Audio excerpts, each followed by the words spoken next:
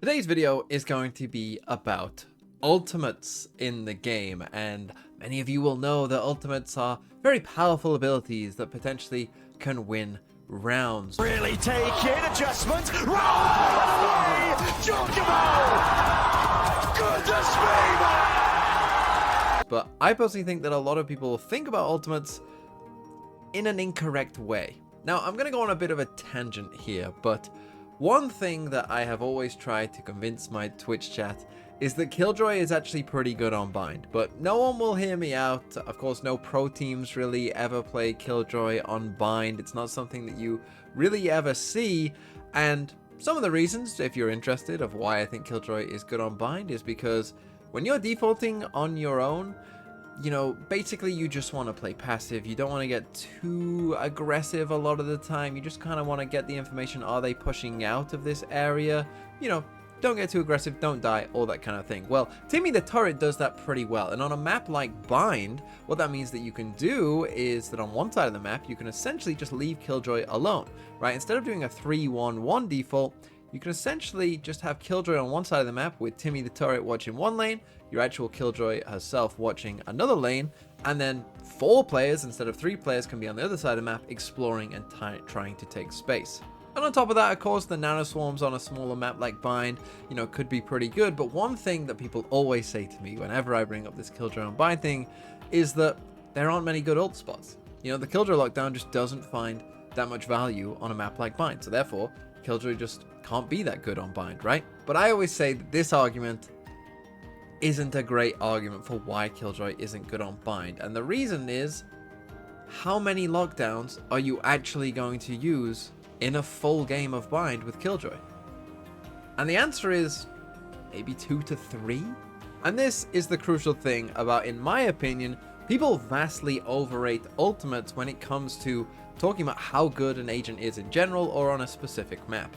And this can then translate to not just thinking about, you know, agent strength and, you know, creating your tier list for Valorant agents, but also how you should be using your ultimates in-game to maximize your efficiency as well. First, let's just quickly take another point of, you know, are ultimates important for an agent's strength? Well, Omen is, you know, one of the most picked agents in the game, is, in my opinion, one of, if not the best agent in the game. And in my opinion, that has nothing to do with Omen's ult, right? Most of us can probably agree that Omen's ult, you know, has some impact sometimes. Picking up the spike, you know, can be the difference sometimes of winning and losing a round, but in most situations, the Omen ult is not going to be a crazy impactful ult in general, yet Omen is still super strong. And that's because how many times do you use the smokes during a game? A lot. How many times do you use the flash during a game? A lot. How often do you TP during a game? A lot, right? How many times do you use an Omen ult?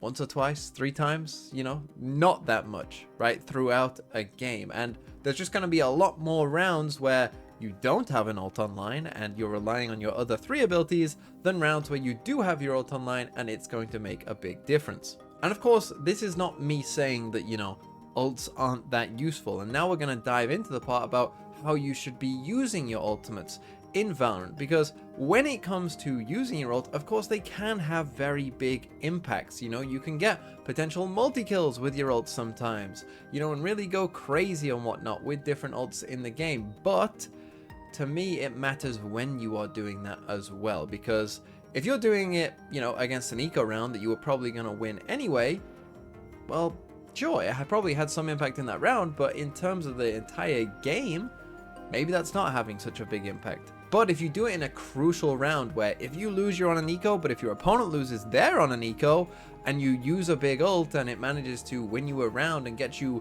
you know, on track, and then you win that next round and you build up your eco even more, and, you know, they're on a save, so you win an extra round as well. Like, if that happens, then of course your ult potentially had a massive impact on how the game is actually going to go. And that is something that I think we need to think about when you're talking about when you should be using ults, right? Because of course, in Valorant, there is a hard reset when it comes to ults at the end of round 12, right? When that first half ends, well, that's it, right? It doesn't matter if you were 1 ult point away or whether, you know, you just used the ult in the last round, it's going to be at 0 when you start that next half anyway. So in reality, what we're looking for as players is you want to maximize that efficiency of the ults. Ideally, you would be using an ult on round 12 or something like that, that you just got at the end of round 11, or actually in round 12 itself, that's playing at maximum efficiency when it comes to your ult. And far too often you'll see even pro players at the very highest level commit a cardinal sin, in my opinion, where they potentially get a big ult online in, let's say, round 5 or round 4, and they hold on to it. And then they don't use it again. And then they don't use it again. And then they don't use it again. And by the time that they use it, it's round 8 or 9. And great, maybe it had an impact in round 8 or 9, but guess what? That means that you're not going to get another ult this half. You're only going to get one ult this half. And that is something that I think a lot of you can probably learn as well. That when you get an ult online, round 3, round 4, round 5, you should be popping that ult, pretty quickly as to when you get it. And maybe it's not going to be the best ult in the world, right? Maybe it's not going to completely win you around and be the ideal time to use it. But as long as you use it in a situation where it has some impact in terms of winning that round, think about it in terms of the half, you're then likely to get another ult online by the time the half ends and resets, right? You're going to give yourself time to get that second ult online and then be ulting again and having bigger impact in the later rounds as well. But on the flip side to that, if you only get your ult online, if you're having a bad game and you don't get it online till round 8, round 9, something like that, well then you should be saving it. Right? You should be then looking for that perfect moment to use it. What is the most efficient moment that you can use that ult? Because you're only going to get one ult, right? So you've got this one ult now. You want to be finding that perfect time to use it. And, not just using it willy-nilly whenever, maybe unless it's round 12 and, you have to use it essentially in that round. But you should be looking for kind of an ideal spot and not just wasting your ult whenever. And that brings us on to another point as well, that with certain ults in the game, they can have an impact as to how your opponent is playing. Maybe not in all ranked games, but maybe higher ranked games or more organized play, your premier games, something like that.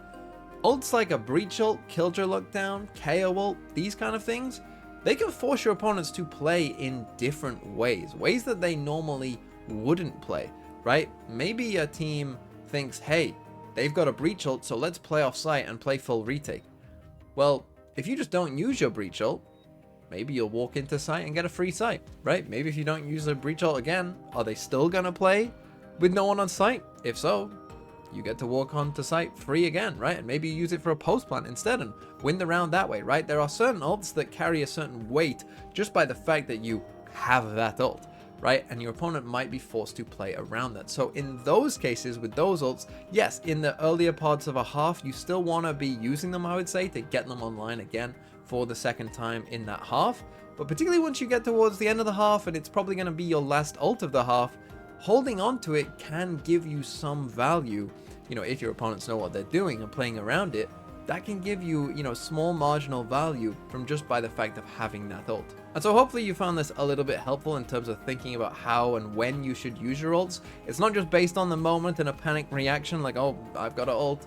No, you should be thinking about it in terms of the whole half and the whole game. How are you going to maximize your utility and your efficiency of using your ult, which of course can win rounds and can win games.